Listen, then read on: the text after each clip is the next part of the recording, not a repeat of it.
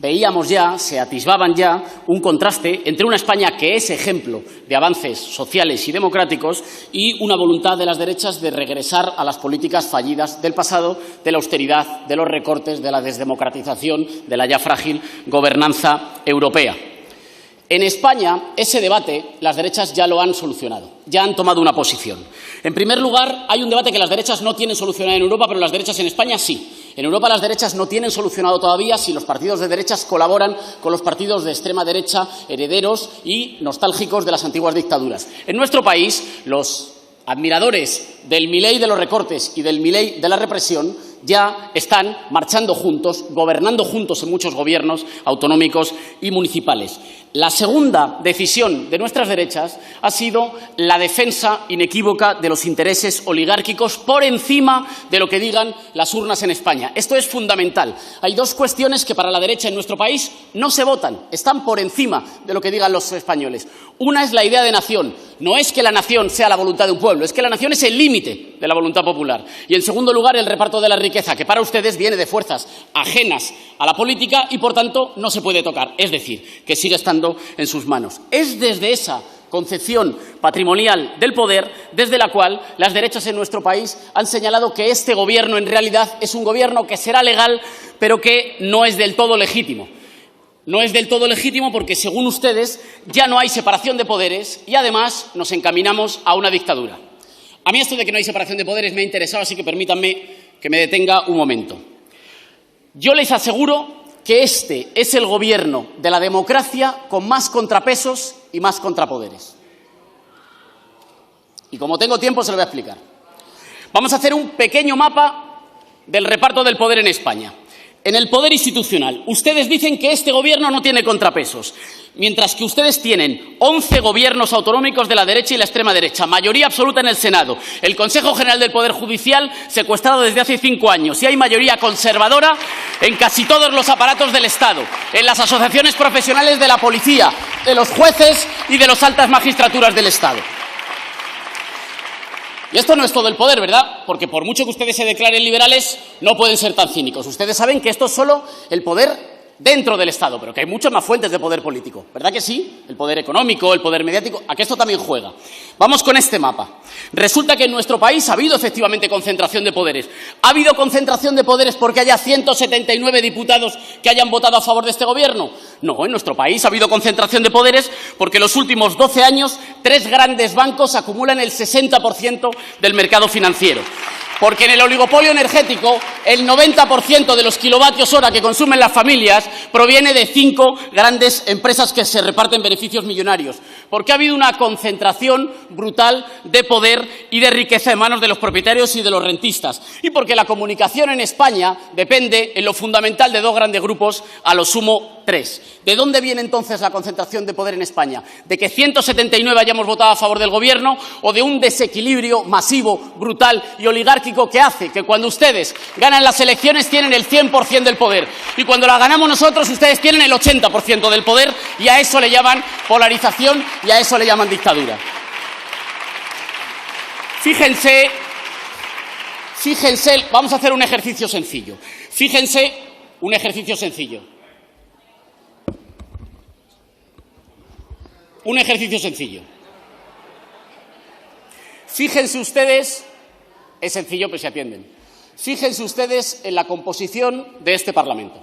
Este Parlamento no se parece del todo al país real, tiene muchos sesgos, pero fíjense en la composición de este Parlamento. Fíjense en su composición en términos de paridad entre mujeres y hombres. Fíjense en la composición de este Parlamento en términos de la procedencia social de los diputados. Fíjense en la composición de este Parlamento en términos de las lenguas que se hablan. O fíjense en la composición de este Parlamento en términos de las preferencias ideológicas. Y ahora comparemos. ¿Se han fijado en lo poco que se parece este trocito de poder, el que los ciudadanos sí votan, a los poderes no elegidos por los ciudadanos? ¿Se han fijado en lo poco que se parece la composición de este Parlamento, lingüística, social, ideológica, a la composición del IBEX 35, de los consejos de administración de las grandes empresas, de las altas magistraturas del Estado o de la parrilla mediática? Entonces,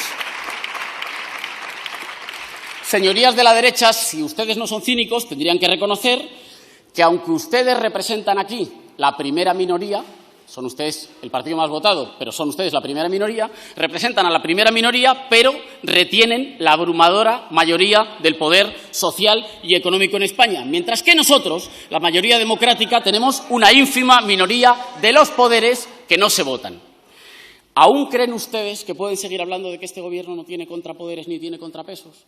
¿Ustedes pueden seguir hablando a todas horas y desde todas las atalayas de que no hay libertad de expresión? ¿Ustedes que tienen, cuando gobiernan el 100% del poder y cuando no gobiernan el 80%, van a tener la poca vergüenza de seguir diciendo que en España caminamos hacia una dictadura?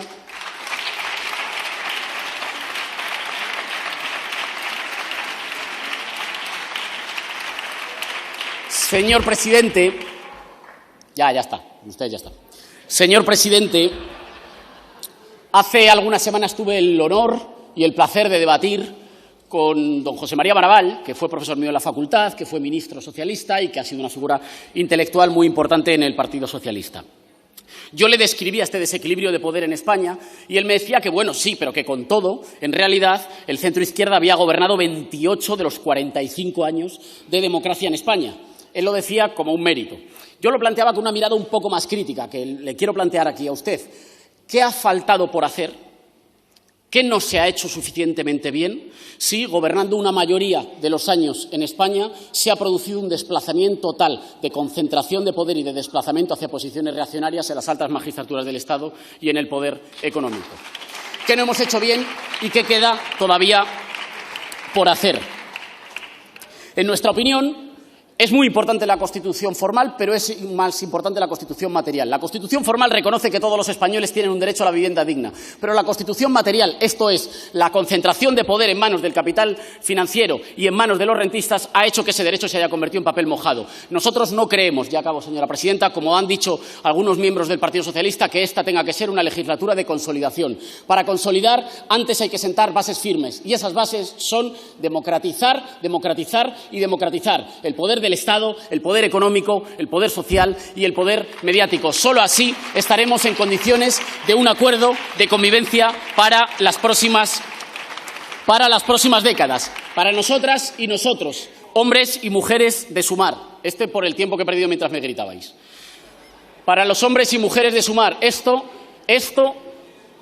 se concreta en 4 grandes ejes: la igualdad entre mujeres y hombres, el libre acuerdo de convivencia entre los pueblos del Estado español, la reconciliación del modelo económico con el planeta con una transición ecológica y la democratización del Estado y la economía para que la gente sea más libre que el dinero. ¿Estamos en política para esto?